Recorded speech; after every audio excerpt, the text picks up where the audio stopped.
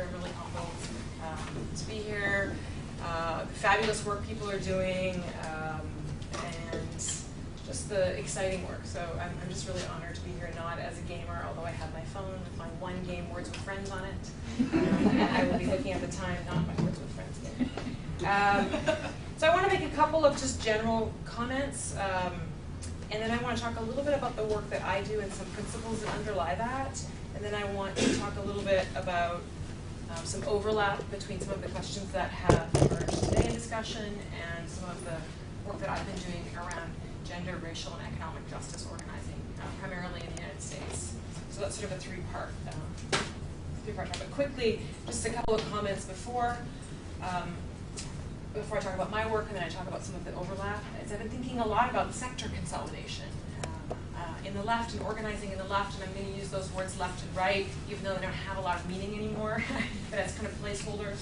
But in the United States on the left, a lot of social movements have been thinking about sector consolidation. How do we bring all the people together who are doing work on anti-prison organizing? How do we bring all the people who are doing work together on economic justice? In part because funding cycles are shrinking, but because the stakes are getting more and more dramatic. And how do we coordinate our efforts? How do we figure out how to communicate better, knowledge share amongst us? So I think that there's been a lot of discussion about sector consolidation in organizing movements that I'm a part of. And so it's interesting to come here and see that some of those same desires mapped here. So even though that word sector consolidation sounds so corporate, sounds so big Forbes 100, I think it's been a helpful image for us.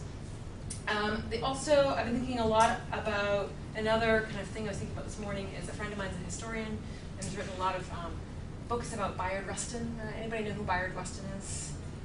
He's the black gay man who was the architect of the civil rights movement in the United States. He was the right-hand man for Martin Luther King. And he spent a lot of time in prison. He was queer. He was an anti-military activist. He was a communist. He was one of the major architects for the civil rights movement. And he worked for 60 years in labor struggles and a little bit in queer struggles, in civil rights movement work. And my friend, who's the historian, who's written a couple of books about Bayard Rustin, and has looked at his 60-year life, and he talks a lot about what caused Bayard to move was the company he kept, right?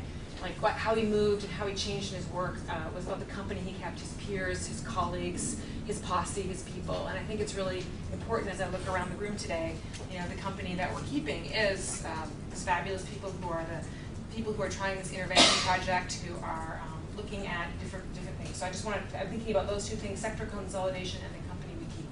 Right? So those two things. Now I want to talk a little bit about the kind of work that I do, because you're like, who is this person with the bunny rabbit and mushroom shirt on up here talking? So I do work around racial, economic, and gender justice, largely in the United States. And the work that I do is at multiple levels. It's both policy work, policy analysis, what's fucked up about this policy, how can we get data to point that this policy is actually harming people's lives.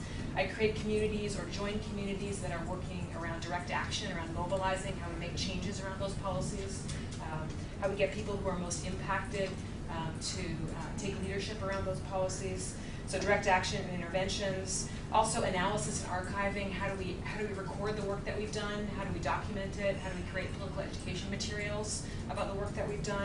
And also, how do we engage in movement assessment? Right? How do we figure out whether what we've done, what we've engaged in, is actually effective and working? Right? So that's kind of a constellation of kinds of labor that I do, largely around anti-prison work, how to build a stronger and safer globe without relying more on policing and prisons. The state I live in has built 25 new prisons in the last 20 years and no new public colleges or universities.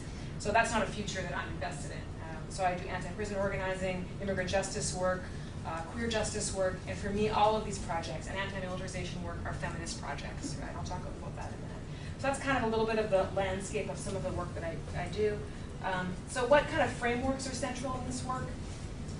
And I don't see this as a checklist, like, oh, wow, check, this is working really well. But instead, these are the politics and the methods that this work tries, right? Sometimes successfully and sometimes not successfully. And most of the work is politics and methods, right? Is praxis-oriented and collective, right? I think that the most energizing and challenging work is collective work, right? Working collaboratively. I think what we had people talk earlier on today about how the system individualizes and makes us think that we're isolated, and then I think that also shapes the conditions with which we think we can intervene, right? We have to intervene as an individual, but I try to do most of the work that I try to do is collectively.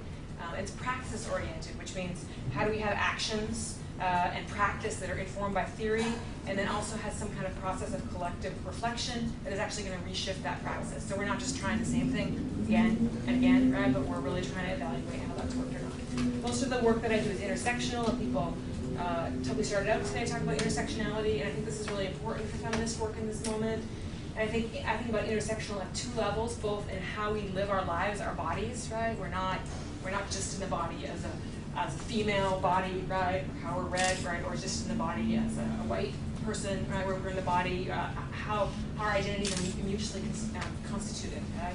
So I think intersectional in terms of the bodies that we carry, but also in our movements, right? As the beautiful poet and organizer and political thinker Audre Lorde said many years ago, there's no single issue struggles because we don't live single issue lives, right? And so I think that really seeing the connections between movements is really, really key, I think, in this political moment, that we don't see the work to address violence in gaming spheres as separate from the conditions of the women that produce the technology that we use, right? So how do we have that intersectional, intra-movement kind of analysis, which I think makes the load heavier to carry, but it also means that there's more bodies to do the work. So how do we think about intermovement, right?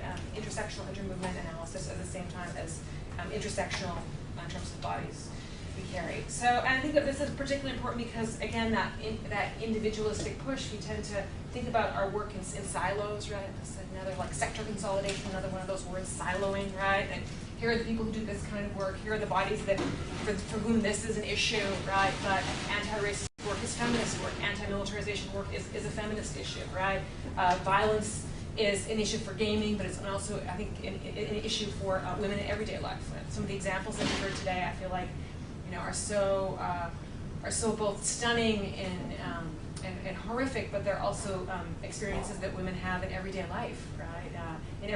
I had somebody push that distinction earlier, so you have to forgive me because I'm not trying to say that gaming isn't in everyday life, but in domestic lives and households and workplace settings, right? So I think I want to just frame that. I think that into another political praxis, kind of collective intersectionality, intermovement work. I also think it's important to think about doing work for the long haul and building communities and cultures that are set up to not to be dogmatic, but how do we have flexible community structures that can participate in resistance work for the long haul, right? So that we're not thinking like we have a goal to change this policy or to change, to get, this thing changed and then everything is going to be better, right? But instead, how do we think about one of our goals is building cultures and communities for the long haul?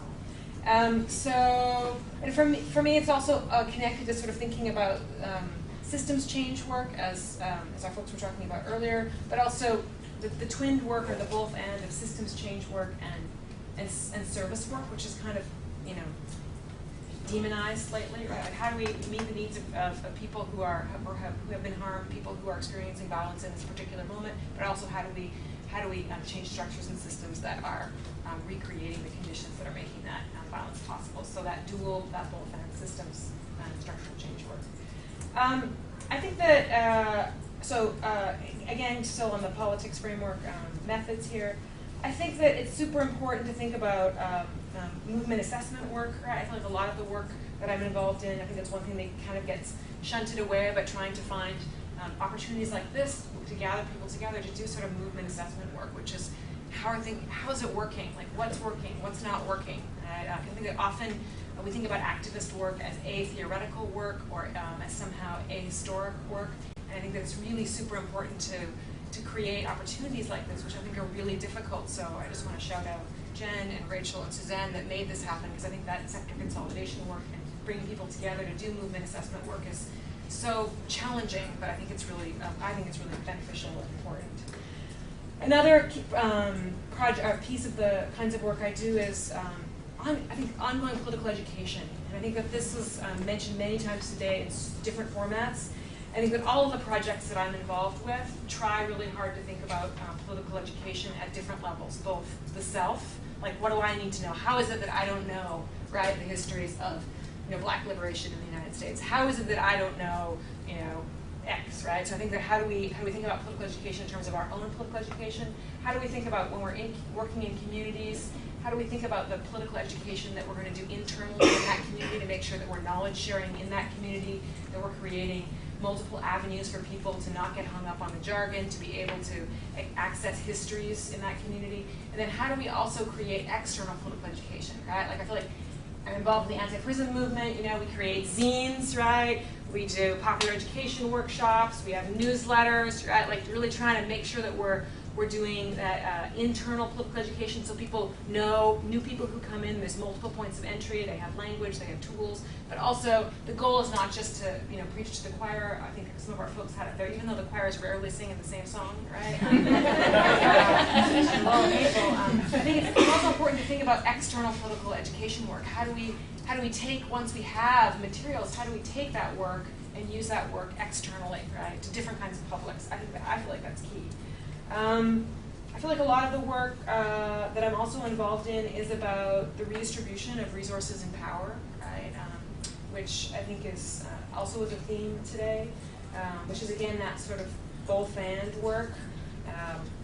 Because of course we know that all of us in the room, we live the lives we do precisely because so many others that are poor, that are incarcerated, live the lives they do, right? So how do we use our positions and our resources and our stakes in higher education, in the corporate world, in community organizations, how do we use those resources to redistribute access to life pathways, right? I think that's super key in this political moment. We need to be really redistributing resources, so that's a key piece of the work that I'm doing, or trying to do. Rethinking success and failure. I talked a little bit about this earlier in relation to another point, which I can't remember. But I think that the communities of practice, because I think that if we get stuck on thinking like this is the goal, like we need to change this policy, like in Illinois, we've been working really hard because there's a new immigration detention center that they want to build in south of Chicago. And we organized a campaign, and we got them to shut down. They're not going to build this immigration detention center on the south side of Chicago. We were like, yay, success, wow, right? Fabulous organizing. They're going to build it, of course, downstate Illinois, right, where there's less ability to mobilize against it. So what that teaches us, it's kind of, in one sense, that's a failure, right? Because they're just going to fucking build it, farther away from people who are going to organize against it. But in another sense, it's a we recognized ourselves, like who are the lefty loonies? Who are the anti-prison, anti-immigration detention organizers? How do we recognize ourselves, and how do we kind of develop a community around that? So I just offer that as a little bit of an example of rethinking failure and success, because we're going to pay attention to the process, which doesn't diminish the goals we're working for, but these often shift, right? Power, of course, has the ability to shape-shift, appropriate, right? And I think that if we want to make sure that we're not just thinking about it in either ways. The last point maybe is a bit more so for those of us in university spaces, but I think more broadly, I've been thinking a lot about the projects that I'm thinking a lot about is accountability, who I'm accountable to for the work that I do and why. I thought it was really great that the fat, ugly, slutty, if I got the right order, people had the list, like, this is the work we need. Like, what if we move from research of convenience, right, to research of necessity that was, like, linked to what communities are asking for in terms of work, which is not always, it's not like a one-to-one, but I think that's a really interesting thing.